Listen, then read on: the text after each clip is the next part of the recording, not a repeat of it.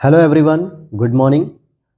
आज की क्लास थोड़ी सी लेट हो गई दोस्तों, तो कोई बात नहीं, आपको 2 घंटे डिले ही सही, लेकिन कंटिन्यूअस करंट अफेयर्स की क्लास दी जा रही है, इसलिए आप इस क्लास को देखिए, अच्छे से एंजॉय करिए। और आज जो हम पढ़ रहे होंगे विजन आईएएस की मंथली मैगजीन, जो कि हम कवर कर रहे हैं पिछले लास्ट 5 मंथ से, जिसमें हम लोगों ने मई की कवर कर ली, जून, जुलाई, अगस्त और सितंबर की कवर की जा रही है।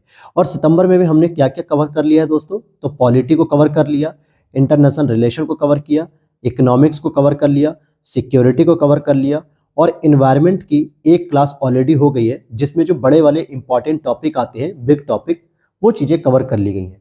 तो आज हम लोग इन्वायरमेंट की सेकंड क्लास करेंगे, और जिसमें जो शॉर्ट न्यूज़ होती है ना, जो इंपॉर्टेंट होती है स्पेशली प्रीलिम्स एग्जाम्स के लिए, जो आपके यूपी पीसीएस 2024 के लिए और साथ ही साथ यूपीएससी 2024 के लिए बहुत ही इंपॉर्टेंट टॉपिक रहेंगे। तो आज की क्लास हम लोग वहीं से शुरू करेंगे, और कल एनवायरनमेंट की लास्ट क्लास आएगी, फिर उसके बाद हम लोग साइंस एंड टेक्नोलॉजी को शुरू कर देंगे। और आपको बताते चलूं, क्योंकि बहुत सारे स्टूडेंट्स कमेंट कर रहे हैं कि सर अक्टूबर और नवंबर की मैगजीन क्यों नहीं करा रहे हैं। तो मेरे प्यारे भाई, हमेशा 2 महीने पीछे जो है कि मैगजीन आती है, हम लोग नवंबर में सितंबर की मैगजीन पढ़ रहे हैं। हो सकता है होपफुली दिसंबर के फर्स्ट वीक में या लास्ट नवंबर में आपकी अक्टूबर की मैगजीन आ जाएगी, और तब तक हम लोग इस पूरी मैगजीन को कंप्लीट कर लेंगे। हालांकि सितंबर की मैगजीन थोड़ी सी डिले है, क्योंकि बीच में दिवाली और छठ पूजा और भाई दूज, ये इंपॉर्टेंट कुछ त्यौहार हो गए थे, जिसकी वजह से क्लासेस रेगुलर नहीं आ पाई। लेकिन बाकी महीनों में मैंने समय से पहले ही कंप्लीट किया है, जिससे आप रिवीजन भी कर पाए। तो चलिए शुरू करते हैं आज की क्लास को। डिस्क्रिप्शन बॉक्स में टेलीग्राम चैनल का लिंक दिया है, वहां पर इसकी पीडीएफ मिल जाती है, तो उसे ज्वाइन कर लीजिए। और अगर आप लोग आरओ की क्लास करना चाहते हो या फिर यूपी पीसीएस की, तो इस चैनल को आप लोग ज्वाइन कर सकते हैं, जहां पर आपको बेहतर कंटेंट के साथ मोटिवेशन और गाइडेंस प्रॉपर दी जाती है। और आज ही हो सकता है मैं यूपी पीसीएस 2024 प्रीलिम्स का एक रामबाण 3 मंथ का रूल लेकर आऊंगा, मास्टर प्लान, जो आपके लिए बेनिफिशियल होगा। तो शुरू करते हैं आज की क्लास को। तो ये हमारा टॉपिक रहेगा आज शॉर्ट न्यूज़ का, जबकि हम लोगों ने जो इसकी लॉन्ग न्यूज़ थी, जिसमें नमामि गंगे प्रोग्राम, यूनेस्को विश्व धरोहर साइट और इस तरीके के 4 टॉपिक हमने कवर किए थे। लेकिन आज हम पढ़ेंगे संक्षिप्त सुर्खियों में। पहला टॉपिक है breakthrough agenda report 2023। Important है दोस्तों, इसकी शुरुआत भी 2021 से की गई थी।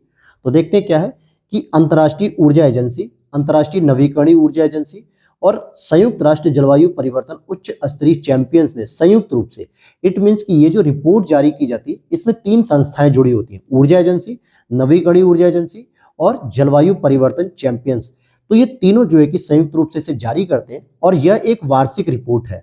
अगर बात करें ब्रेक थ्रू एजेंडा क्या है और ये कब शुरू किया गया, तो 2021 में COP26 से लॉन्च किया गया। अब यहां पर आपको बताना है कि 2021 में जो COP26 था, वो किस देश में हुआ था या किस शहर में, जहां पर प्रधानमंत्री नरेंद्र मोदी जी के द्वारा पंचामृत रणनीति को लॉन्च किया गया था। और ब्रेक थ्रू एक कार्य योजना है, जिसका 5 प्रमुख क्षेत्रों में कार्रवाई करने के लिए उद्देश्य होता है। वो 5 प्रमुख क्षेत्र क्या है, तो विद्युत हो गया, सड़क परिवहन, इस्पात, हाइड्रोजन और कृषि। इन 5 क्षेत्रों पे जो है कि वर्क करने की जरूरत है, काम करने की जरूरत होती है। रिपोर्ट की मुख्य बिंदु अगर हम देखें, तो कहा जा रहा है कि स्वच्छ ऊर्जा के लिए संधारणीय तरीकों को अपनाने में तेजी आ रही है। वहीं देशों ने राष्ट्रीय स्तर पर निर्धारित अपने योगदान को वैश्विक जलवायु के लक्ष्यों के साथ संरेखित नहीं किया है, ये नेगेटिव पॉइंट है। ऊर्जा क्षेत्र की कुल उत्सर्जन में हिस्सेदारी लगभग 23% है। जो उत्सर्जन हो रहा है कार्बन का या जो ग्रीन हाउस गैसों का, उसमें अकेले ऊर्जा क्षेत्र का 23% योगदान है। तो हमें कहीं ना कहीं धीरे धीरे स्वच्छ ऊर्जा अर्थात नवीकरणीय ऊर्जा की ओर मूव करना चाहिए। हालांकि अब इसके नए संधारणीय पैटर्न को, नवीकरणीय ऊर्जा को अपनाने की ओर दुनिया में बहुत सारे देश प्रगति कर रहे हैं, पॉजिटिव रेस्पॉन्स दे रहे हैं, जो विश्व के लिए एक अच्छी बात है। दूसरा, अगर मैं थोड़ा सा इसको जूम करते हुए लेके चलूं आपको, ताकि समझ में आ जाए, तो क्षेत्रवार 5 जो क्षेत्र हैं, उनमें क्या सिफारिश की गई है। तो पहली चीज कि ऊर्जा क्षेत्र को और संधारणीय बनाने के लिए हमें अनुसंधान और विकास निवेश को प्राथमिकता देनी चाहिए। यानी कि रिसर्च एंड डेवलपमेंट में इन्वेस्टमेंट को प्राथमिकता दीजिए, ताकि अच्छी अच्छी टेक्नोलॉजी पर रिसर्च की जा सके, उसका डेवलपमेंट हो सके, जिससे आप देखोगे कि नवीकरणीय ऊर्जा की ओर हम आगे बढ़ेंगे। दूसरा, हाइड्रोजन क्षेत्र में कहें तो भंडारण से रिलेटेड इसकी जो टेक्नोलॉजी है, उसको हस्तांतरित करने के लिए विनियामकी ढांचे को परिभाषित किया जाए। अर्थात विकसित देश विकासशील देशों को जब इस टेक्नोलॉजी को स्टोर करने वाली टेक्नोलॉजी को ट्रांसफर करते हैं, हस्तांतरित करते हैं, तो उसके लिए पूरे रेगुलेशन, नियम वगैरह सारी चीजें क्लियर होनी चाहिए। क्या होनी चाहिए? क्लियर होनी चाहिए। वहीं सड़क परिवहन से रिलेटेड तो शून्य उत्सर्जन की समय सीमा निर्धारित की जाए कि सड़क परिवहन पे इलेक्ट्रिक मोटर हैं उनको बढ़ावा दिया जाए। जैसे आप देखोगे बहुत सारे ई रिक्शा चलते हैं हमारे यहाँ, जिसको हम टोटो भी कहते हैं, 3 व्हीलर के रूप में। उसमें आप देखोगे बैटरी से चलता है, उसमें कोई भी डीजल पेट्रोल का सिस्टम नहीं है कि धुआं निकले, कार्बन मोनोऑक्साइड बढ़े, ग्रीन हाउस गैस का उत्सर्जन बढ़े, ऐसा कुछ नहीं है। तो इस तरीके से हम बैटरी कार्बन फुटप्रिंट के लिए मानक स्थापित करेंगे। चौथा सेक्टर है स्टील। तो स्टील जो कि आपका इस्पात उद्योग होता है, भारत, चाइना, ये दोनों ऐसे प्रमुख देश हैं जो पूरी दुनिया में सबसे अधिक क्या कर रहे हैं? कार्बन का उत्सर्जन करते हैं स्टील इंडस्ट्रीज के माध्यम से। तो हमें स्टील की इंडस्ट्री को विकार्बनीकरण नीतियों पर संवाद करना चाहिए कि किस तरीके से हम इस इंडस्ट्री के द्वारा जो कार्बन निकलता है उसको स्टोर करें, उसको कहीं इकट्ठा करें और हजारों टन की हम बचत कर सकते हैं, जिससे ग्लोबल वार्मिंग को हम रोक सकते हैं, ग्रीन हाउस गैसों का उत्सर्जन रोक सकते हैं। तो इसके लिए एक अकाउंटिंग पद्धति विकसित की जानी चाहिए। वहीं लास्ट सेक्टर है हमारा कृषि। इस पर फोकस किया गया कि कृषि पारिस्थितिकी, खाद्य हानि, बर्बादी को कम करने और मीथेन उत्सर्जन को कम करने और फसलों और पशुधन प्रजनन के लिए अतिरिक्त वित्त की आवश्यकता जो पड़ रही है वो भी सभी देश अपना सहायक योगदान करके कर सकते हैं। क्योंकि मीथेन का जो उत्सर्जन होता है वो सामान्यतः खेतों से ज्यादा होता है। पशुओं की जो जुगाली होती है, जो पशु अपना भोजन चबा रहे होते हैं पचाने के लिए, आप देखोगे वो प्रॉपर मुंह हिलाते रहते हैं, तो उनके मुंह में एक सलाइवा बनता है जो झाग होता है, उसमें भी मीथेन गैस पाई जाती है। धान के खेतों में सबसे अधिक मीथेन गैस पाई जाती है। तो इस तरीके से कृषि में जो मीथेन निकलती है, और मीथेन जिसका सूत्र होता है CH4, यह भी एक बहुत ही महत्वपूर्ण ग्रीन हाउस गैस है जो सबसे ज्यादा इंपैक्ट करती है ग्लोबल वार्मिंग को, कार्बन डाइऑक्साइड के साथ साथ। तो इसको भी कंट्रोल करने की बात की जा रही है। समझ में आ गया ब्रेक थ्रू एजेंडा क्या करता है। और अब हम देखेंगे कि संयुक्त राष्ट्र विकास कार्यक्रम, इट मीन्स कि UNDP ने एक नेशनल कार्बन रजिस्ट्री को लॉन्च किया है, कि नेशनल स्तर पे जो कार्बन रजिस्ट्री होती है उसको लॉन्च किया है। हालांकि ये एक ओपन सोर्स सॉफ्टवेयर है दोस्तों, एक सॉफ्टवेयर है, यानी कि एक पोर्टल है जो क्या करेगा कि विभिन्न देशों को कार्बन क्रेडिट्स के व्यापार के लिए राष्ट्रीय डेटा और प्रक्रियाओं को प्रभावी ढंग से प्रबंधित करने में सक्षम बनाएगा। मतलब जो भी देश इस ओपन सोर्स सॉफ्टवेयर का प्रयोग करेंगे तो कार्बन क्रेडिट से रिलेटेड जो भी ट्रेडिंग हो रही है, व्यापार हो रहा है, उसके सारे डेटा को कलेक्ट कर पाएंगे, उसके इम्प्लीमेंटेशन को कलेक्ट कर पाएंगे, उसको अच्छे से मैनेज कर पाएंगे कि हम कितने स्तर पे कार्बन का क्रेडिट कर रहे हैं। क्योंकि इसको डिजिटल पब्लिक गुड के रूप में मान्यता दे दी गई है। डिजिटल पब्लिक गुड का मतलब क्या होता है? पब्लिक गुड का मतलब होता है दोस्तों सार्वजनिक वस्तु जिसका प्रयोग कोई भी व्यक्ति पैसे देकर या मुफ्त में कर सकता है। अगर उस प्लेटफॉर्म को डिजिटली कर दिया जाए और इसको क्या किया गया, सॉफ्टवेयर के माध्यम से डिजिटल किया गया, तो ये डिजिटल पब्लिक गुड हो गया, जहां तक कोई भी व्यक्ति, कोई भी कंपनी, कोई भी देश, कोई भी NGO इजिली इसका प्रयोग कर सकता है बिना किसी रुकावट के। तो इसको डिजिटल पब्लिक गुड कहते हैं। और इसके माध्यम से राष्ट्रीय माप, रिपोर्टिंग, सत्यापन, इन सभी तंत्र को एकीकृत किया जा सकता है, इंटीग्रेट किया जा सकता है।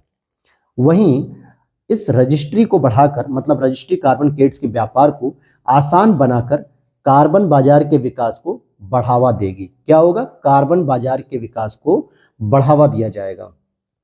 अगर बात करते हैं कि कार्बन बाजार होता क्या है, कार्बन ट्रेडिंग क्या होती है, कार्बन मार्केटिंग क्या होती है, तो यह एक व्यापारिक प्रणाली है दोस्तों, जहां पे कार्बन क्रेडिट्स या भत्ते खरीदे अथवा बेचे जाते हैं। अब समझने वाली बात है कि सर कार्बन क्रेडिट आप वर्ड यूज कर रहे हो लेकिन समझ नहीं आ रहा है कि ये क्या होता है। तो मेरी बात ध्यान से सुनना दोस्तों। वैश्विक स्तर पे कुछ नियम बनाए गए हैं कि आप एक वर्ष में मान लीजिए कि 50 यूनिट कार्बन का उत्सर्जन कर सकते हैं केवल। अब फर्क क्या होगा? भूटान जैसे देश जो कि अपने संविधान में लिखते हैं कि हमारे देश में 33% कम से कम हरियाली होनी जरूरी है, जिसने वैश्विक खुशहाली सूचकांक भी दिया कि खुशहाली का भी एक मेजरमेंट करो। तो भूटान ने मान लो 50 यूनिट की जगह केवल 22 यूनिट्स का जो है कि उत्सर्जन किया एक वर्ष में।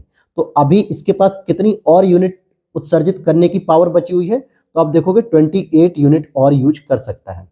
लेकिन वहीं पे चाइना ने, ठीक है, चाइना ने 50 की जगह 70 यूनिट का उत्सर्जन किया प्रोडक्शन बढ़ाने के लिए। तो ये देखोगे कि 20 यूनिट अधिक जो है कि खर्च किया। अब भूटान कहेगा कि मैंने तो वैश्विक स्तर पे पर्यावरण को सुरक्षित करने के लिए 22 यूनिट खर्च की, लेकिन चाइना अपने विकास को प्राथमिकता देता है न कि पर्यावरण को, तो वो 70 यूनिट खर्च कर रहा है। तो फिर भूटान भी क्लेम करेगा कि हम पीछे क्यों रहे, हम भी विकास कर सकते हैं। तो ऐसे स्तर में भूटान को कोई रिवॉर्ड्स तो मिलना चाहिए।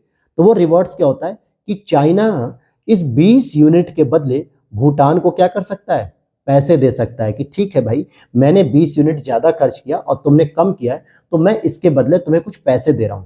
तो अर्थात कि क्या हो गया, ये कार्बन क्रेडिट हो गया, अर्थात पैसा भूटान के पास क्रेडिट हो गया। समझ में आई बात? तो इसी को कहा जाता है कार्बन क्रेडिट। यहां पे और डिटेल से समझते हैं कि जब कोई कंपनी या व्यक्ति या कोई देश अपने ग्रीन हाउस गैसों के उत्सर्जन की भरपाई के लिए कार्बन बाजारों का उपयोग करता है।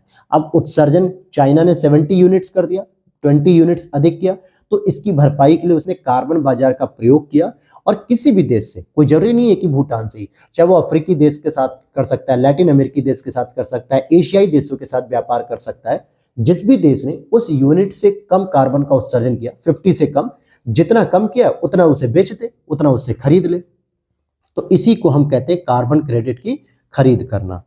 और इसका अर्थ क्या होता है कि वायुमंडल से हटाए गए या कम किए गए या अलग करके संचित किए गए 1 टन कार्बन डाइऑक्साइड या किसी अन्य ग्रीन हाउस गैस के बराबर होता है। हालांकि कार्बन ट्रेडिंग, ये जो शब्द है या ये जो व्यापार है, इसको 1997 में क्योटो प्रोटोकॉल द्वारा शुरू किया गया था। ये प्रश्न इंपॉर्टेंट है, अक्सर आपके आरओ के एग्जाम्स में या फिर यूपीपीसीएस एग्जाम्स 2024 में पूछने की संभावना बनी हुई है। तो पूछ लेता है कि कार्बन ट्रेडिंग जो शब्द है या जो टॉपिक है, ये किस समिट या प्रोटोकॉल में आया। तो आपसे पूछेगा Montreal protocol, Kyoto protocol, Paris जलवायु सम्मेलन, इस तरीके से 3-4 ऑप्शन देते हैं। तो यहाँ पर ये याद होना चाहिए। हालांकि भारत में विद्युत मंत्रालय जो है, ये कार्बन क्रेडिट ट्रेडिंग योजना 2023 को अधिसूचित करता है और यही पूरा का पूरा इसे रेगुलेट करता है। तो अब हम चलते हैं अगले टॉपिक पे, जो हमारा इंपॉर्टेंट टॉपिक हो सकता है, और वो है हमारा 4th टॉपिक, स्वच्छ वायु सर्वेक्षण। ये कई बार पूछा जाता है, स्पेशली यूपीपीसीएस और आरओ 2023 में जरूर पूछा जाएगा। तो इसलिए अभी से इसको याद कर लीजिए कि स्वच्छ वायु सर्वेक्षण 2023 पुरस्कारों की घोषणा हो चुकी है। और इसकी घोषणा कौन करता है दोस्तों? तो पर्यावरण, वन, जलवायु परिवर्तन मंत्रालय की यह एक पहल है जो राष्ट्रीय स्वच्छ वायु कार्यक्रम यानी कि नेशनल क्लीन एयर प्रोग्राम के तहत शुरू किया गया है। तो इसको पर्यावरण मंत्रालय शुरू करता है।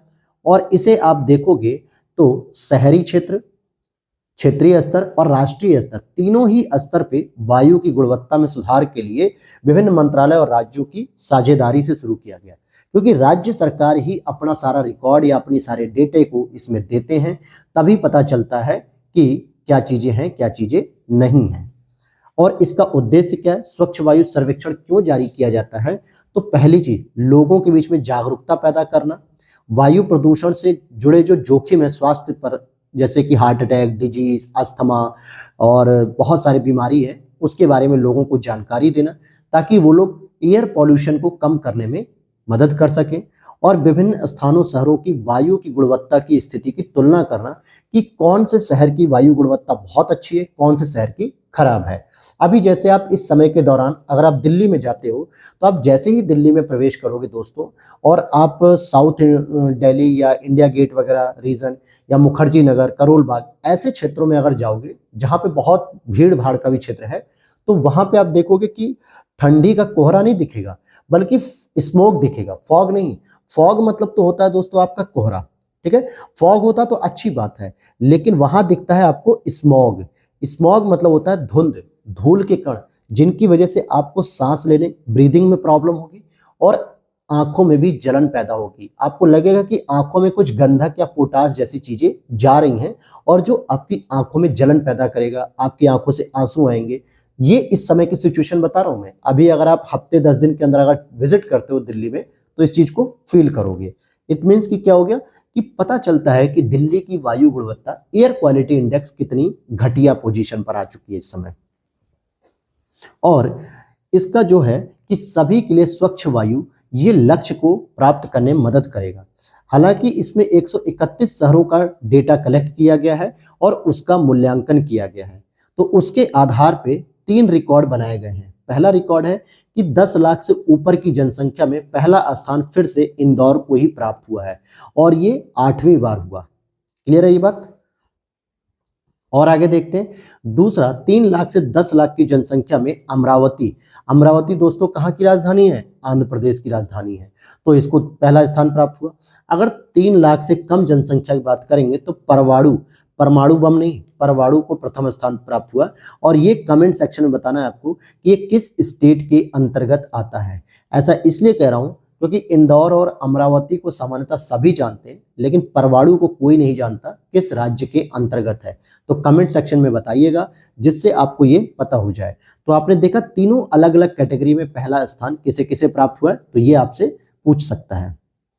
अब हम चलते हैं building material and the climate. अब यहाँ पर यूनाइटेड नेशन एनवायरनमेंट प्रोग्राम के तहत एक रिपोर्ट जारी की जा रही है कि जो बिल्डिंग मटेरियल्स होते हैं उसके द्वारा पर्यावरण में क्या क्षति पहुंच रही है। अब आप कहोगे सर बिल्डिंग मटेरियल क्या होते हैं? जैसे आप घर बनाते हो तो उसमें ईंटें का प्रयोग करते हो, तो ईंटें बनती है मिट्टी से, जिस चिमनी में पकती है वो बड़ी सी भट्टी में, वहां से जो धुआं निकलता है वो ग्लोबल वार्मिंग के लिए कारण बनता है, क्लाइमेट चेंज करता है। दूसरा, सीमेंट इंडस्ट्री, सबसे इंपॉर्टेंट है सीमेंट। तो सीमेंट इंडस्ट्री में जो चूना पत्थर वगैरह जिप्सम जो भी मिलाया जाता है वो कितना हानिकारक है। तीसरा, इसमें बालू या रेत चाहिए होता है, तो बालू का जो खनन किया जाता है वो इकोलॉजिकल कितना इफेक्ट कर रहा है, जिसकी वजह से ग्लोबल वार्मिंग या क्लाइमेटिक चेंज का इशू आ रहा है। 3 चीज हो गई। चौथा, जल, पानी का भी प्रयोग किया जाता है जो जल संकट को बढ़ावा दे रहा है, क्योंकि बिल्डिंग मटेरियल में आपका जल भी आता है। फिर वहीं स्टील अर्थात कि लोहे का जो प्रयोग किया जाता है, आयरन का, ये भी जिस इंडस्ट्री से होकर निकलता है, जो सरिया वगैरह जिसे हम कहते हैं, छड़ कहते हैं लोहे की, तो उसका भी प्रयोग होता है। तो ऐसे आप देखोगे कि बिल्डिंग मटेरियल बहुत सारे हैं जो क्लाइमेटिक इश्यूज क्रिएट कर रहे हैं। तो इसी को ध्यान में रख के छोटे छोटे जो टॉपिक होते हैं दोस्तों, जो हम रोजमर्रा की जिंदगी में देखते हैं लेकिन उस पर फोकस नहीं करते हैं, ये भी हमारे क्लाइमेट को बहुत इफेक्ट करते हैं। जैसे यूनाइटेड नेशन एनवायरमेंटल प्रोग्राम ने building material and the climate construction या न्यू फ्यूचर, यानी एक नया भविष्य बना रहा है, इसकी रिपोर्ट जारी की है। कहा गया इस रिपोर्ट में कि जो निर्माण सामग्री के विकार्बनीकरण पर सहयोग के लिए नवीन मॉडल विकसित करने की तत्काल आवश्यकता है। मतलब जो भी हम बिल्डिंग मटेरियल तैयार कर रहे हैं उसका कार्बनीकरण मतलब विकार्बनीकरण करना जरूरी है, अर्थात उससे जो कार्बन उत्सर्जन हो रहा है उसको कम किया जा सके या उसको स्टोर किया जा सके, ओपन एयर में उसे रिलीज न किया जाए। अब यहाँ पर निजी निर्माण क्षेत्र क्या होते हैं मैंने बता दिया, जैसे भवन, सार्वजनिक परिसंपत्तियों आदि का निर्माण, जैसे गवर्नमेंट बिल्डिंग वगैरह बनती है, तो इसमें विकार्बनीकरण कैसे होगा कि वायुमंडल में कार्बन डाइऑक्साइड के उत्सर्जन को कम करना या हटाना, तो ये विकार्बनीकरण हो गया। और इसकी आवश्यकता क्यों है, क्यों जो है कि आज तक इस पे फोकस नहीं किया गया? मुझे लगता है शायद आपने पिछले 2 साल 3 साल में जब से आप प्रिपरेशन कर रहे होंगे, कभी आपने इस चीज पे फोकस नहीं किया होगा कि हाँ कुछ ऐसा भी सेक्टर हो सकता है जो हमारे क्लाइमेट को इश्यूज कर रहा है। हमने अलग अलग करके तो पढ़ा, सीमेंट इंडस्ट्री को पढ़ लिया, जल को पढ़ लिया, बालू खनन पढ़ा, लेकिन होलिस्टिक टॉपिक के तौर पे इसे कभी नहीं पढ़ा। तो समझिएगा कि कम से कम 37% वैश्विक उत्सर्जन करता है ये, जो कि ग्रीन हाउस गैस के लिए एक बड़ा उत्सर्जक क्षेत्र है। तो इसको कंट्रोल करना जरूरी है कंस्ट्रक्शन क्षेत्र को, अगर ये कंट्रोल नहीं होगा तो प्रॉब्लम बढ़ती चली जाएगी। वहीं बताया जा रहा है कि इससे ग्लोबल वार्मिंग 1.5 डिग्री तक सीमित करना बड़ा मुश्किल होगा और 2050 का नेट जीरो उत्सर्जन लक्ष्य को प्राप्त करना भी काफी प्रॉब्लमेटिक हो सकता है। वहीं निर्माण क्षेत्र से जुड़ी जो सामग्री है उसका विनिर्माण करना, उसको ट्रांसपोर्ट करना। अब भाई अगर छड़ का निर्माण होता है, लोहे का निर्माण होता है, सरिया का, तो वो कोई मजदूर कंधे पर लेकर तो निकलेगा नहीं फैक्ट्री से, वो किसी ना किसी बड़े बड़े ट्रकों में लोड की जाएगी और ट्रक के धुएं से निकलती है कार्बन मोनोऑक्साइड, जो कि कहीं ना कहीं ग्लोबल वार्मिंग को बढ़ावा देती है ग्रीन हाउस गैस के रूप में। अगर हम सीमेंट इंडस्ट्री की बात करें तो सीमेंट की जो बोरियां पैक होती है उनके बाद वो ट्रकों में भर के छोटे छोटे शहरों में डिस्ट्रीब्यूटर्स के पास जाती हैं, तो उन ट्रकों से भी परिवहन के माध्यम से कार्बन मोनोऑक्साइड निकल रही है। उनके इंस्टॉलेशन और रख रखाव, आप कभी जाइएगा सीमेंट के स्टोर में, अगर आप किसी दुकान पर जाते हैं जहां पर लगभग 200-400 बोरियों का एक स्टॉक रखा होता है और आप कहते हैं सर मुझे 20 बोरी 15 बोरी सीमेंट की चाहिए, तो आप जाके देखोगे कि वहां के मजदूर पूरी तरीके से सीमेंटेड हो जाते हैं, मतलब उनके बालों में, आईब्रोज में, मूछों में, बॉडी के हेयर पे हर जगह सीमेंट के कण दिखते हैं और ये उनके फेफड़ों के माध्यम से नाक के अंदर से प्रवेश करते हुए फेफड़ों को कमजोर करता है, उनकी लाइफ को कम करता है। हर साल उनकी मृत्यु नजदीक होती जा रही है। आप भी अगर जाते हो वहां पे तो आप बाहर रह जाते हो, अंदर खड़े नहीं हो पाते उस स्टोर या गोडाउन में, क्योंकि पूरी तरीके से सीमेंट उड़ रहा है हर जगह, धूल डस्ट। ये भी प्रॉब्लम है, तो उसके रख रखाव और निपटान करने के लिए समस्या है ये सारी चीजें।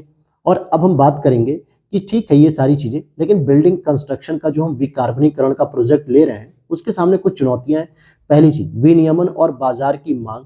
ये देखो कि बाजार की मांग कितनी है। बहुत सारी कंपनियां क्या है, बहुत अधिक मात्रा में सप्लाई कर रही है, बहुत अधिक मात्रा में प्रोडक्शन कर रही हैं, जिसकी वजह से अभी जैसे देखो कि कोविड के बाद घर बनाने की जो स्थिति थी, पैसों की कमी हुई लोगों के पास, तो बहुत सारे लोगों ने घर बनाने का प्रोजेक्ट स्किप कर दिया कि 2-4 साल बाद जब थोड़ा सा हमारे पास सेविंग्स हो जाएंगी तब हम जो है कि अपना घर बना लेंगे। लेकिन फिर भी कंपनियों के द्वारा लगातार प्रोडक्शन किया गया, क्योंकि दो बातें मैटर करती हैं। एक होता है कि डिमांड है तब प्रोडक्शन करना, एक होता है कि आप इतना अधिक प्रोडक्शन कर दो कि लोगों को दिखनी चाहिए वो चीजें कि अच्छा मार्केट में है, तो लोग क्या है न चाहते हुए भी उसका प्रयोग करना शुरू कर देंगे। तो ये चीजें हो गई। वहीं इनसे संबंधित जो डेटा है उसका भी अभाव है, कोई निश्चित डेटा नहीं है, और डेटा संग्रह और उनकी रिपोर्टिंग का भी अभाव देखने को मिलता है। हालांकि इसमें हम 3 दृष्टिकोणों का प्रयोग कर सकते हैं। पहला तो अवॉइड दृष्टिकोण कि अपशिष्ट सृजन से हमें बचना चाहिए और कम निर्माण सामग्री का उपयोग करना चाहिए, यानी प्रोडक्शन थोड़ा सा कम करो इस क्षेत्र में, जितनी डिमांड है उतना करो। शिफ्ट की बात करेंगे कि अगर हम इस चीज को शिफ्ट कर जाएं, जैव आधारित निर्माण सामग्री का उपयोग करना शुरू कर दो तो भी हमारे लिए बेहतर होगा। वहीं हम पारंपरिक भवन निर्माण सामग्री प्रक्रियाओं में सुधार कर सकते हैं। अब जैसे जो भी हमारी पारंपरिक भवन निर्माण की पद्धति क्या है, पहले आप देखोगे पहले कच्चे घर देखने को मिलते थे और उसके छतों पे जो है कि मिट्टी के बने हुए स्ट्रक्चर होते हैं, जिसको कई जगह खपरेल भी बोलते हैं, कई जगह जो है कि वो बेल्ट टाइप की बोल देते हैं। आपने देखे होंगे कच्चे घर जो है कि पूरा घर मिट्टी का बना होता था, ऊपर जो है कि छत रहती थी, वो भी मिट्टी के ही प्रोजेक्ट से थी। तो पारंपरिक भवन निर्माण सामग्री को ही थोड़ा इम्प्रूव किया जाए। और आजकल तो ये नया नया फैशन हो चुका है, नया नया ट्रेंड हो चुका है कि हम पारंपरिक पद्धति को यूज कर रहे हैं, तो ये हम बढ़ावा दे सकते हैं। यहाँ तक क्लियर हो गया।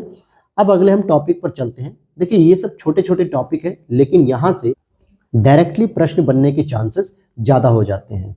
अब यहाँ पर देखते हैं कि केंद्रीय अधिकार प्राप्त समिति CEC, ध्यान देना कि पर्यावरण वन जलवायु परिवर्तन मंत्रालय ने पर्यावरण संबंधी मुद्दों पर केंद्रीय अधिकार प्राप्त समिति का गठन किया है, जो कि पर्यावरण संरक्षण अधिनियम 1986 के तहत शक्ति प्राप्त करके किया। और यह एक स्थायी सांविधिक निकाय है। यहाँ ध्यान देने वाली बात है कि सांविधिक अधिकार मतलब अब समझना कि वैसे तो बना रहा है इसको मंत्रालय, लेकिन ये स्थायी सांविधिक का गठन किया गया। और सांविधिक का मतलब होता है कि ये संसद के अधिनियमों द्वारा बनाई गई गठन हो जाएगा। तो ये इंपॉर्टेंट प्रीलिम्स फैक्ट हो सकता है। हालांकि ये जो नई वाली कमेटी बनाई गई है, ये 2002 में गठित पुरानी तदर्थ कमेटी का स्थान ले लेगी। पुरानी जो तदर्थ CEC है, ये अतिक्रमण हटाने, प्रतिपूरक वनीकरण, अन्य संरक्षण संबंधी मुद्दों के लिए उठाए गए कदमों पर सुप्रीम कोर्ट को रिपोर्ट कर रही थी। ये सुप्रीम कोर्ट को जानकारी दे रही थी कि क्या क्या काम हुआ है। अब लेकिन नई वाली जो CEC है उसके बारे में बात करेंगे संरचना, तो इसमें एक अध्यक्ष होंगे और 3 विशेषज्ञ सदस्यों को 3 वर्ष की अवधि के लिए, हालांकि 60 वर्ष की अवधि से ज्यादा नहीं होना चाहिए और उस समय तक एक बार जो है कि बढ़ाया जा सकता है। तो टोटल इसमें 4 मेंबर्स होंगे, 1+3 का कॉन्सेप्ट है। और इसमें एक मुख्य समन्वय अधिकारी भी होगा जो चीफ कोऑर्डिनेटर ऑफिसर होगा, जिसको वन उप महानिरीक्षक या निदेशक के नीचे रैंक का नहीं होना चाहिए। इसमें यह भी होगा। अच्छा, इसका कार्य क्या होगा, तो सुप्रीम कोर्ट के आदेशों के कार्यान्वयन की निगरानी करना। अब जैसे कई बार होता है कि सुप्रीम कोर्ट आदेश दे देती है कि ये इंडस्ट्री को बंद किया जाए, या यहाँ पे लैंड एक्वायर्ड की प्रॉब्लम ऐसे सॉर्ट आउट किया जाए, दिवाली पे पटाखे नहीं बजने चाहिए, या किसी भी प्रकार के, तो जो आदेश देती है ना सुप्रीम कोर्ट, तो ये रिपोर्ट देखिए, यानी कमेटी देखेगी कि क्या उन आदेशों का पालन हो रहा है कि नहीं। और गैर अनुपालन की रिपोर्ट केंद्र सरकार के समक्ष प्रस्तुत की जाएगी सबसे पहले, कि अगर उनका पालन नहीं हो रहा है जो आदेश सुप्रीम कोर्ट ने दिए हैं, तो उन गैर अनुपालन की स्थिति में केंद्र सरकार के समक्ष प्रस्तुत किया जाएगा रिपोर्ट को, और पीड़ित व्यक्ति द्वारा किए गए आवेदन पर भी निपटारा करने की बात की जाएगी। इसका क्षेत्राधिकार संपूर्ण देश है। राज्य की सहमति, अगर कोई राज्य सीईसी की सिफारिश से सहमत नहीं है या असहमत है तो इसके बारे में सूचना केंद्र सरकार को भेजी जाएगी। हालांकि केंद्र का निर्णय अंतिम और बाध्यकारी होगा। अब ये फिर से एक इंपॉर्टेंट प्रीलिम्स बनता है टॉपिक। पहला कि एक सांविधिक निकाय के रूप में गठित किया गया, दूसरा इसमें जो केंद्र सरकार निर्णय देगी वो अंतिम होने के साथ साथ बाध्यकारी भी होगा, वो मानना ही पड़ेगा। तो आप समझ गए, सुप्रीम कोर्ट के जो आदेश है उसके इंप्लीमेंटेशन को रेगुलेट करने के लिए, ऑब्जर्व करने के लिए ही इसका गठन मुख्यतः किया गया है। अब आते हैं हम लैंड डिग्रेडिएशन और ड्राउट। इट मींस कि जो भूमि का निम्नीकरण हो रहा है दोस्तों, यानी भूमि की गुणवत्ता, उर्वरक क्षमता में गिरावट देखने को मिल रही है और साथ ही साथ सूखे पर भी एक वैश्विक रुझान दिया गया है। यूएनसीसीडी ये इंपॉर्टेंट ऑर्गेनाइजेशन है, इसके लिए संयुक्त राष्ट्र मरुस्थलीकरण रोकथाम अभिसमय यानी United nation convention on conservative desertification, यानी मरुस्थलीकरण रोकने के लिए यूएनसीसीडी के द्वारा भूमि निम्नीकरण और सूखे पर एक डेटा जारी किया गया। ध्यान रखना कि भूमि मैनेजमेंट करने के लिए ये एकमात्र अंतर्राष्ट्रीय समझौता है जो बाध्यकारी है। हालांकि बहुत सारे अलग अलग क्षेत्रों में, जैसे जैव विविधता अधिनियम हो गया जो इकोलॉजिकल बायोडाइवर्सिटी से रिलेटेड है, मॉन्ट्रियल प्रोटोकॉल हो गया, क्योटो प्रोटोकॉल हो गया, कार्बन क्रेडिट वगैरह, बहुत सारे ऐसे अंतर्राष्ट्रीय समझौते हैं जो बाध्यकारी होते हैं। लेकिन भूमि से संबंधित बहुत सारे समझौते बनाए गए हैं, लेकिन उसमें यूएनसीसीडी का ये जो समझौता है ये एकमात्र ऐसा समझौता है जो बाध्यकारी है और ये प्रीलिम्स में पूछा गया है। आप 3 साल पहले का यूपीएससी प्रीलिम्स का पेपर उठाओ, वहां पे ये प्रश्न मिलेगा आपको, ठीक है। और ये कहती है, रिपोर्ट बताती है, आंकड़े बता रहे हैं कि 2015 से लेके 19 तक के बीच में हर साल कम से कम 100 मिलियन हेक्टेयर भूमि खराब होती जा रही है, निम्नीकरण हो रहा है। इस तरीके से पिछले 4 सालों में 402 मिलियन हेक्टेयर की भूमि का निम्नीकरण हुआ है। यानी या तो अब वो भूमि बंजर के रूप में कन्वर्ट हो, जहां किसी भी प्रकार का प्रोडक्शन नहीं हो पा रहा है, या फिर उसकी उर्वरक क्षमता कम हो गई है जिससे फसल का प्रोडक्शन पहले की अपेक्षा गिर गया है। प्रोडक्शन तो हो रहा है लेकिन वो घट गया है, उसकी उत्पादकता घट गई है, प्रोडक्शन की जो कैपेसिटी थी वो घट चुकी है और इसकी वजह से लगभग 1.3 बिलियन लोग प्रभावित हुए हैं, चाहे वो खाद्य संकट की वजह से, चाहे वो गरीबी की वजह से, चाहे वो भूख असुरक्षा की वजह से, चाहे पलायन करने की वजह से। कई ऐसे कारण हैं जिनकी वजह से इतने लोग प्रभावित हुए हैं। अब बात करेंगे कि भूमि निम्नीकरण होता ही क्यों है, कैसे होता है। तो पहला, चरम मौसमी स्थितियां, जो स्थितियां परिवर्तित हो रही है मौसम की, सूखा लगातार पड़ रहा है, हम मैक्सिमम टाइम क्या कर रहे हैं, उर्वरक और कीटनाशकों का अत्यधिक प्रयोग कर रहे हैं, रासायनिक खादों का, रासायनिक कीटनाशकों का, जिसकी वजह से 2 साल 3 साल बाद भूमि की उर्वरक क्षमता कम होने लगती है। और इसीलिए क्या किया जा रहा है, वैश्विक स्तर पर यह बढ़ावा दिया जा रहा है कि जैविक खाद का प्रयोग करिए जो भूमि की उर्वरक क्षमता को बनाए रखेगा। मृदा की लवणता में वृद्धि, मैंने ज्योग्राफी के सेक्शन में पढ़ाया है आपको कि मृदा की लवणता में अगर वृद्धि होगी तो वो मृदा फसल उत्पादन के लिए बेहतर नहीं होगी। मृदा की अगर उत्पादकता आपको चाहिए तो उसका जो पीएच मान होना चाहिए वो लगभग 6 से 7 होना चाहिए, मतलब लवणता भी कम हो, क्षारीयता भी कम हो। लेकिन यहाँ लवणता में वृद्धि हो रही है, अर्थात मृदा में नमक की मात्रा बढ़ रही है और क्लाइमेटिक चेंज जो हो रहा है वो तो है ही है भूमि निम्नीकरण के लिए।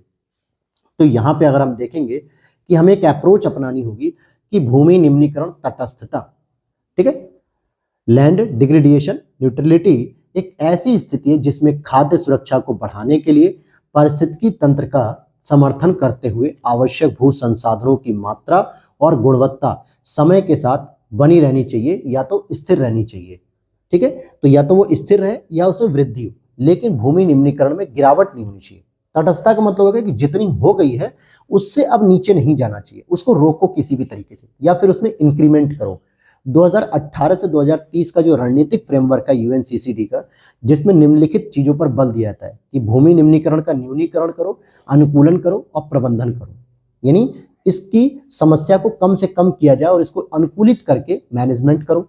वित्तीय और गैर वित्तीय स्रोतों से संसाधन जुटाया जाए, भागीदारी के माध्यम से भूमि निम्नीकरण की स्थिति में सुधार लाना जरूरी है। भारत सरकार की कुछ पहल है इसके माध्यम से। भारत सरकार कहती है कि 2030 तक 26 मिलियन हेक्टेयर निम्नीकृत और निवर्णीकृत भूमि का पुनरुद्धार हमें करना है, जिसके लिए हमने बॉन्ड चैलेंज संकल्प को मतलब शामिल कर लिया।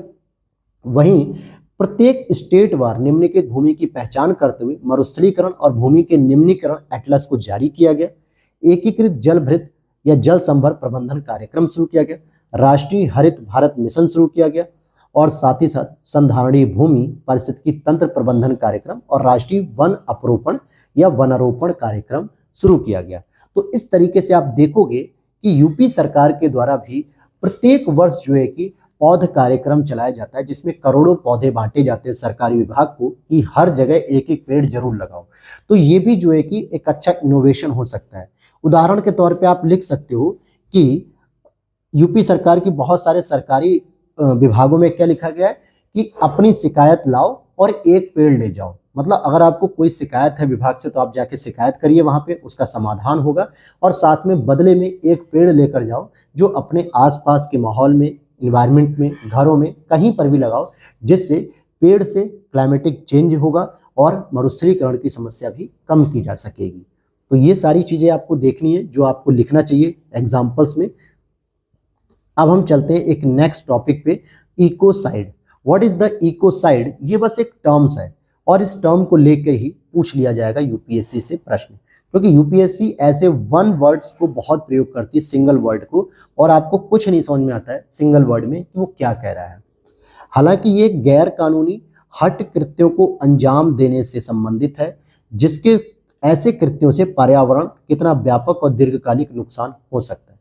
कहने का मतलब है कि अगर कोई व्यक्ति या कोई संस्था या कोई राष्ट्र या कोई एनजीओ ऐसा काम करता है जो गैर कानूनी होता है या कोई जिद करके कर रहा है ऐसा काम जिसकी वजह से पर्यावरण को बहुत ही व्यापक नुकसान होगा या दीर्घकालिक नुकसान होगा, तो उसे हम इकोसाइड कहते हैं। 1970 में आर्थर गैलेस्टन पर्यावरण विनाश को नरसंहार से जोड़ने वाले पहले व्यक्ति थे। इन्होंने कहा कि अगर पर्यावरण का विनाश लगातार आप करते जाओगे तो एक समय आएगा कि मानव प्रजाति का अस्तित्व ही खतरे में आ जाएगा, यानी नरसंहार, जीनोसाइड की समस्या आएगी।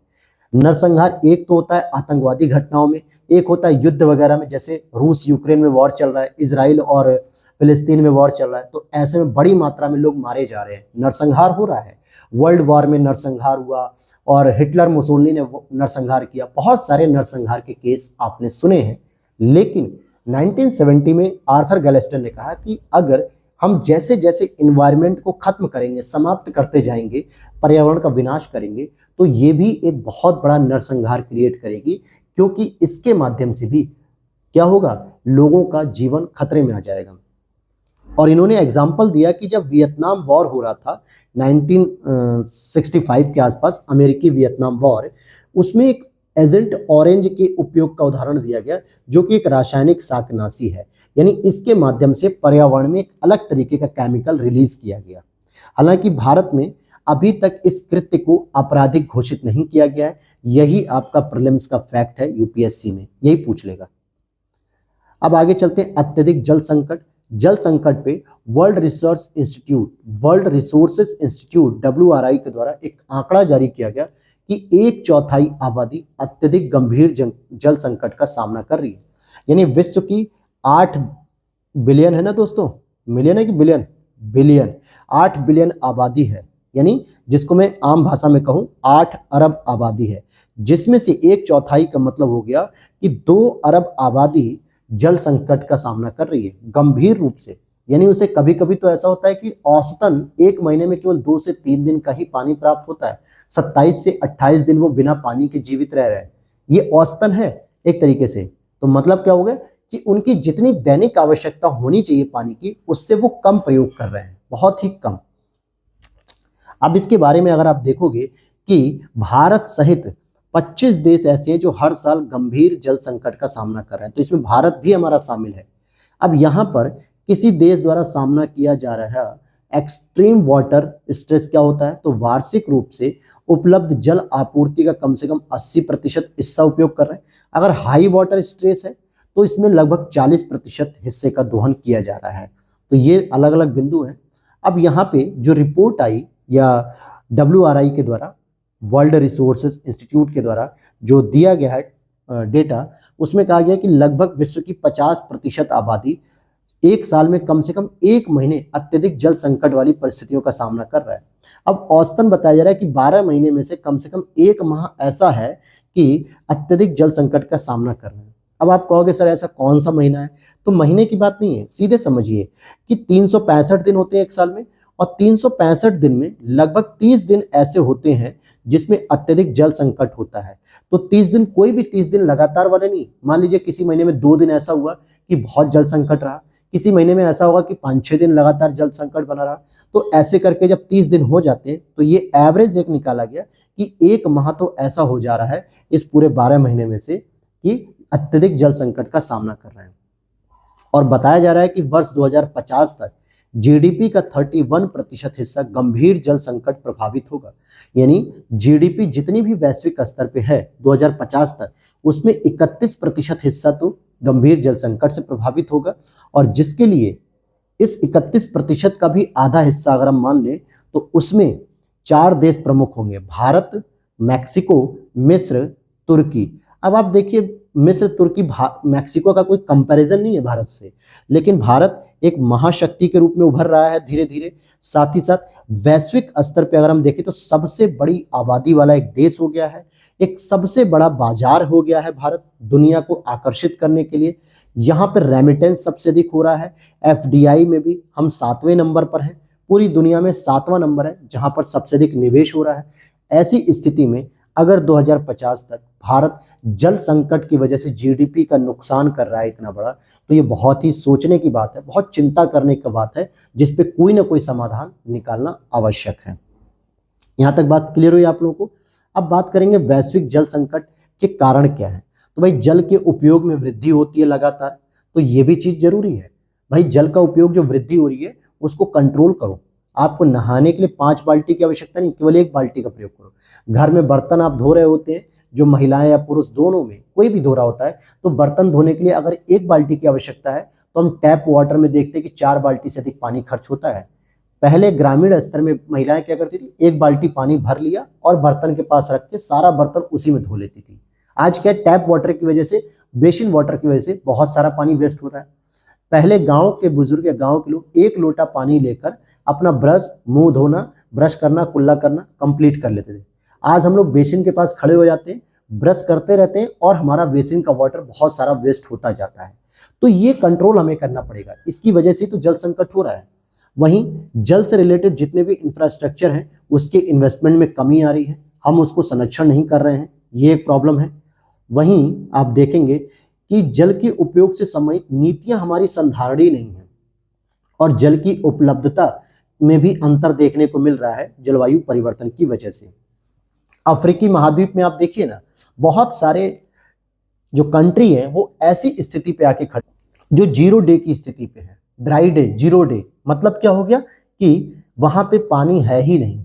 अब 0 डे का कॉन्सेप्ट कहाँ है, तो मैं आपको एक मूवी बताता हूँ। मूवी मेरा देखना पैशन है, मैं बहुत मूवी देखता हूँ और अक्सर वहां से सीख मिलती है।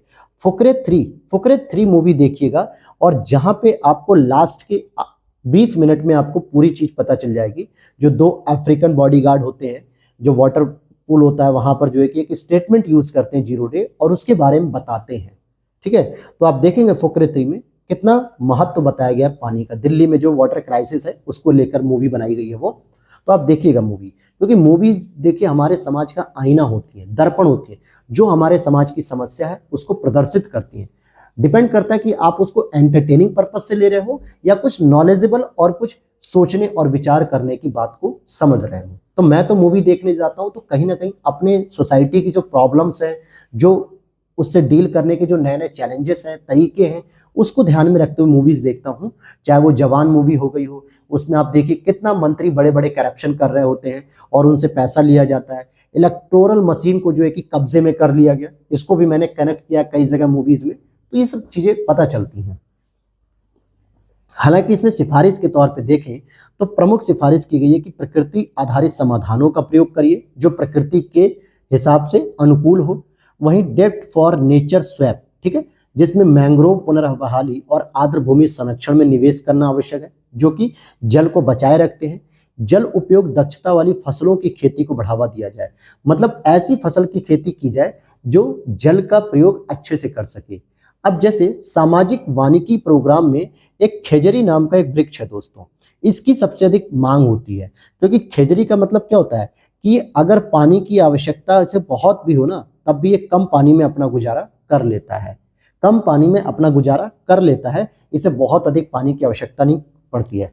अब जैसे यूकेलिप्टस आपने पेड़ पढ़ा होगा, ठीक है, जिसको प्रकृति का क्या कहते हैं, शत्रु कहते हैं, क्योंकि ये जहां पर भी होते हैं उसके आसपास की जमीन के नीचे भौम जल जो होता है वो गिर जाता है, मतलब ये पूरा का पूरा पानी सोख लेता है, तो ये शत्रु कहलाता है। तो ऐसी फसल की खेती करो जिसमें पानी की आवश्यकता कम हो और दक्षता पूर्वक की जा सके, या स्प्रिंकलर या ड्रिप सिंचाई करो।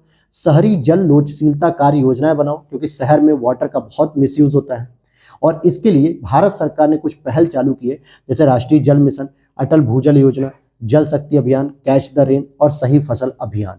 तो ये वो प्रोग्राम्स हैं जिसके द्वारा भारत सरकार जल के बारे में लोगों को जागरूकता फैला रही है, साथ ही साथ जल का कंजर्वेशन भी किया जा रहा है। और आज का हमारा लास्ट टॉपिक रहेगा दोस्तों अटलांटिफिकेशन। अब ये एक इंपॉर्टेंट टॉपिक है जिसको बहुत आसानी से आपको समझाऊंगा मैं, आराम से समझिएगा। अटलांटिफिकेशन क्या होता है, जो आर्कटिक महासागर, आर्कटिक महासागर कहाँ है दोस्तों, नॉर्थ पोल पे है। जो आप देखोगे यूरोप और अमेरिका, रसिया के ऊपर जो महासागर बहता है वो आर्कटिक महासागर है, जिसको हम लोग नॉर्थ पोल कहते हैं, जहाँ पे बहुत सारी ग्लेशियर और उसकी चादरें जमी हुई हैं। अब वो क्या हो रहा है, आर्कटिक सागर का जो पानी है वो अधिक खारा और गर्म हो रहा है। तो सबसे बड़ी चुनौती तो ये आ रही है कि सूर्य का प्रकाश तो वहां पहुंचता नहीं है, सूर्य का प्रकाश बहुत ही कम पहुंचता है। तो जब सूर्य का प्रकाश नहीं तो वो गर्म कैसे हो रहा है और खारा कैसे हो रहा है। खारा मतलब लवणता की मात्रा बढ़ रही है, जबकि लवणता की मात्रा वहां बढ़ती है जहां पे सूर्य का प्रकाश सबसे अधिक पड़ता है, पानी का वाष्पोत्सर्जन होता है, तो पानी भाप के रूप में उड़ जाता है और उसमें मिले हुए मिनरल्स और लवण पानी की सतह पर रह जाते हैं, तो पानी लवणता होती है। आपने डेड सी का नाम सुना होगा, जो जॉर्डन और इजराइल के आसपास है, उसकी लवणता 333% है, सबसे अधिक, जो कि आप देखोगे 0 से 30 डिग्री के बीच में है, जहां पे सबसे अधिक सूर्य का प्रकाश पड़ रहा है कर्क रेखा के आसपास। तो ये भला 90 डिग्री नॉर्थ पोल पे कैसे वहां पे खारापन हो रहा है, ये समस्या है। इसको सोचना पड़ेगा कि बिना सूर्य के प्रकाश के वहां पे पानी गर्म हो रहा है और खारा हो रहा है, इट मींस ह्यूमन एक्टिविटीज और साथ ही साथ नेचुरल फिनोमेना जो है वो प्रॉब्लम कर रहे हैं। तो जैसे आप देखोगे कि आर्कटिक ओशन में अटलांटिक महासागर के जल का प्रभाव बढ़ता जा रहा है। अटलांटिक महासागर का है, आप देखोगे कि जो अमेरिका और यूरोप के बीच में एस आकार का जो अटलांटिक महासागर है वो तो आपका कर्क रेखा के आसपास भी है, भूमध्य रेखा के आसपास भी है, तो ये गर्म पानी भी होता है। तो इसका जो पानी है दोस्तों वो अटलांटिक का पानी आर्कटिक ओशन में प्रवेश कर रहा है, जिसकी वजह से आर्कटिक ओशन का जो ठंडा जल है वो गर्म होता जा रहा है और खारा हो रहा है। तो इसी प्रक्रिया को हम अटलांटिफिकेशन कहते हैं। समझते हैं, अटलांटिक महासागर के गर्म जल, ध्यान देना, अटलांटिक महासागर के गर्म जल की काफी मात्रा आर्कटिक महासागर में पहुंच रही है धीरे धीरे, और जिसकी वजह से आर्कटिक महासागर के निकट स्थित बेरेंट सागर के कुछ भाग में अटलांटिफिकेशन हमें देखने को मिल रहा है। तो उम्मीद करता हूं ये बात आपको समझ में आ गई होगी, और ये प्रीलिम्स में पूछा जा सकता है कि व्हाट इज अटलांटिफिकेशन। 4 स्टेटमेंट दे देगा और आपको एक चूज करना पड़ेगा। यूपीएससी का देखिए यही पैटर्न है। अगर आपको नहीं समझ में आता है पैटर्न तो पीवाईक्यू एनालिसिस करिए यूपीएससी के, जो बहुत ही इंपॉर्टेंट है। अब होता कैसे दोस्तों, देखिए आर्कटिक महासागर की जो ऊपरी परत है सामान्यतः समुद्री हिमावरण से ढकी हुई है, और उसके नीचे ठंडे ताजे जल की परत मौजूद है, और फिर उसके नीचे जैसे यहाँ पे आप देखोगे यहाँ पे हिम चादर है, फिर यहाँ पे नॉर्मल जल है ठंडा, और यहाँ पर आपको देखने को मिलेगा अटलांटिक महासागर का जो गर्म और खारा पानी है, इसकी आपूर्ति धीरे धीरे इस क्षेत्रों में बढ़ती जा रही है। अभी मैं मैप में आपको दिखाऊंगा कैसे इसमें बढ़ती जा रही है। और जलीय लवणता में अंतर, क्योंकि लवणता कहाँ की अधिक होगी, अटलांटिक महासागर की होगी, आर्कटिक की क्या होगी, सामान्यतः कम होगी, क्योंकि ये ध्रुवीय क्षेत्रों में, जबकि अटलांटिक आपको कर्क रेखा, भूमध्य रेखा 45 डिग्री के आसपास की जोन में है, जहां पे लवणता ज्यादा है। तो इस लवणता में अंतर के कारण ठंडे ताजे जल की परत और गर्म व खारे जल की परत आपस में नहीं मिल पाती है, और इसकी वजह से हिमावरण अटलांटिक से आने वाले गर्म जल के संपर्क में नहीं आता और हिमावरण पिघलने से बचे रहते हैं। लेकिन हालांकि कुछ दशकों में या कुछ वर्षों में देखा जा रहा है कि हिम आवरण जो आर्कटिक स्तर का है इसमें गिरावट देखने को मिल रही है। इसका मतलब क्या हो गया कि आर्कटिक महासागर में जो मौजूद जल है उसकी अलग अलग परतें आपस में मिलने लगी। जो ठंडी परत थी और जो गर्म परत थी वो आपस में क्या हो रही है, एक दूसरे से मिलने लगी, और इसे ही अटलांटिफिकेशन कहते हैं। शॉर्ट में मैंने आपको पहले ही बता दिया कि अटलांटिफिकेशन का मतलब क्या होता है, अटलांटिक का गर्म और खारा पानी आर्कटिक ओशन में प्रवेश करने लगा है। अब यहां पे हम समझते हैं कि अटलांटिफिकेशन की प्रक्रिया शुरू होने से आर्कटिक हिम आवरण और तेजी से पिघलने लगता है, और इससे अटलांटिफिकेशन का स्तर बढ़ता जाता है, और जिससे जितने भी समुद्री द्वीप वाले देश हैं या द्वीपीय कंट्रीज हैं या द्वीपीय आइलैंड्स हैं, इनके पास चुनौती आ जाती है, डूबने का खतरा हो जाता है। तो ये सारी चीजें टॉपिक थी। अब मैं यहाँ पे आपको इमेज के माध्यम से समझा दूं। आप यहाँ पे देखेंगे कि ये जो हिस्सा दिख रहा है, ये वाला हिस्सा, ये ग्रीनलैंड लिखा हुआ है, ठीक है दोस्तों। और यहाँ पे आप देखोगे कि कुछ ये यूरोप का एरिया है, यूरोप का एरिया ये होता है, और यहाँ पे ये आप देखोगे कि ये वाला हिस्सा ये अटलांटिक ओशन है, अटलांटिक ओशन है, और यहाँ पे आर्कटिक ओशन है। तो ये जो पानी है दोस्तों, ये गर्म पानी, ये अंदर यहाँ प्रवेश कर रहा है धीरे धीरे। अंदर यहाँ पे क्या कर रहा है दोस्तों, मैं इसको फिर से दिखाता हूँ। ये जो पानी है गर्म वाला, ये यहाँ प्रवेश कर रहा है धीरे धीरे। अब जब ये यहाँ पे प्रवेश करेगा तो कहीं ना कहीं क्या करेगा, आर्कटिक ओशन में गर्माहट पैदा करेगा, इसके पानी को गर्म करेगा, लवणता में जो है कि वृद्धि करेगा, खारेपन में वृद्धि हो रही है, जिसकी वजह से यहाँ का भी इकोसिस्टम चेंज होता जा रहा है, और यही समस्या हम डील कर रहे थे। क्लियर है ये वाली चीजें? तो चलिए आज की क्लास हम यहीं पे रोकेंगे, और कल हम एनवायरनमेंट के बचे हुए जो कुछ इंपॉर्टेंट शॉर्ट टॉपिक हैं उनको कवर करेंगे। हालांकि जो टॉपिक मैं छोड़ देता हूं, स्किप कर देता हूं, वो मुझे लगता है यूपीएससी ट्रेंड के खिलाफ है, यानी वो यूपीएससी के ट्रेंड में फिट नहीं बैठता है। तो ऐसा नहीं कि वो जरूरी है कि हम उसे पढ़ें। अगर सारे टॉपिक आप पढ़ना चाहते हैं तो आप खुद पर्सनल पीडीएफ आप लेके जरूर पढ़िएगा इस क्लास के साथ साथ, जो टॉपिक स्पेशली मैं छोड़ देता हूँ। अगर उसमें भी कोई डाउट होता है, क्वेरीज होता है, तो आप कमेंट सेक्शन में पूछ सकते हैं, टेलीग्राम डिस्कशन ग्रुप में पूछ सकते हैं, उसके लिए लिंक डिस्क्रिप्शन बॉक्स में दिया हुआ है, तो वहां पे मैं उसका रिप्लाई जरूर करूंगा। लेकिन क्लास में मैं उन टॉपिक को ज्यादा रखता हूं जहां से टॉपिक प्रश्न बनाने के चांसेस बनते हैं। हमें करंट अफेयर्स को जानने के लिए नहीं पढ़ना है, बल्कि हमें बस इसलिए पढ़ना है कि हम क्वेश्चन अगर आता है यूपीएससी में तो हम उसको टैकल कर लें, या फिर यूपी पीसीएस में अगर आता है तो। अभी तक आज की क्लास में जो भी टॉपिक पढ़े उनमें मैक्सिमम पॉसिबिलिटीज है कि यहां से एक आध क्वेश्चन रखा जा सकता है। हालांकि कोई जरूरी नहीं है कि हर मैगजीन से आ जाए, क्योंकि 10 ही 12 क्वेश्चन आते हैं करंट अफेयर्स के, लेकिन कहां से आ जाए ये पता नहीं। लेकिन हाँ, पिछले कई सालों का ट्रेंड आप देखोगे तो उसमें आपको पता चलेगा कि ये वो कॉन्सेप्चुअल टॉपिक है जहां से प्रश्न कई बार पूछे जाते हैं। राष्ट्रीय जल पुरस्कार देखिए कई बार पूछा गया, राष्ट्रीय स्वच्छता पुरस्कार कई बार पूछा गया, मैंने बताया इंदौर, अमरावती, परावटू जो परवाड़ू था, तो ये प्रश्न पूछे गए यूपी पीसीएस में, तो इस बार भी पूछा जा सकता है। तो इसलिए इन चीजों को पढ़ना जरूरी था। तो मिलते हैं नेक्स्ट वीडियो में। वीडियो अच्छी लगी तो लाइक कर देना, चैनल पर पहली बार आया तो प्लीज सब्सक्राइब जरूर कर लेना। जय हिंद, जय भारत।